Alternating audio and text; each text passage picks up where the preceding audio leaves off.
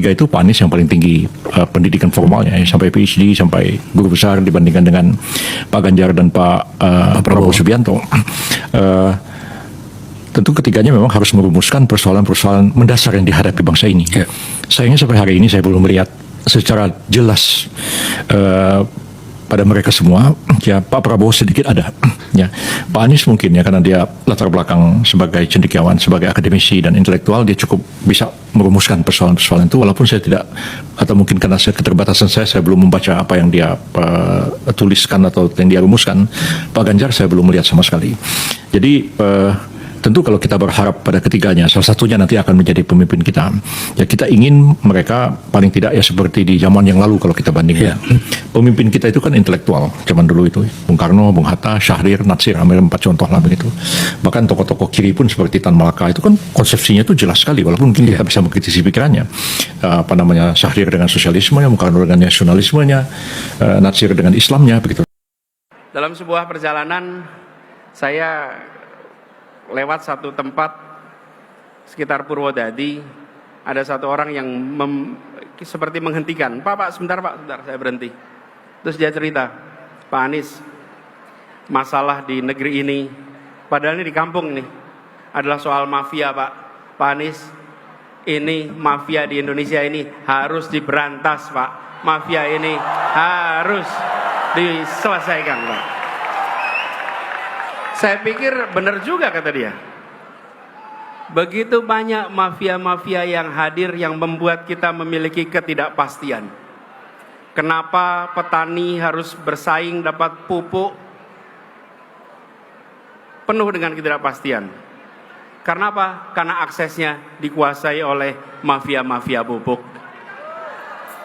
Ketika bicara tentang pekerja migran, banyak dari mereka yang sistemnya dikuasai oleh mafia-mafia PMI, yang mereka berangkat kerja keras dan ujungnya pulang tidak bisa mendapatkan yang selayaknya.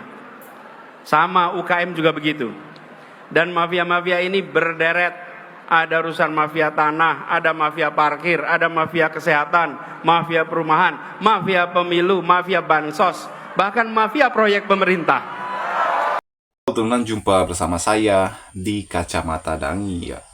Teman-teman, bagi kalian yang belum subscribe ya Kacamata Dangi, yuk buruan subscribe, karena subscribe itu gratis teman-teman.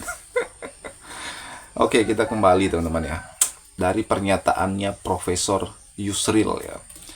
Di sini kita akui ya bahwa apa yang dikatakan Profesor Yusril ini teman-teman tentu adalah mungkin ketulusan dari hatinya. Kemudian ia ya terlihat memuji Anies teman-teman, karena dia menganggap Anies ini adalah seorang cendekiawan, seorang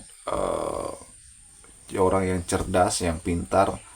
Bahkan Yusril mengatakan dari ketiga calon capres 2024 yang lalu teman-teman ya, ia yakin bahwa Anies itu mempunyai konsep ke depan. Ia yakin Anies mempunyai pengetahuan, mempunyai rencana ke depan itu Indonesia seperti apa.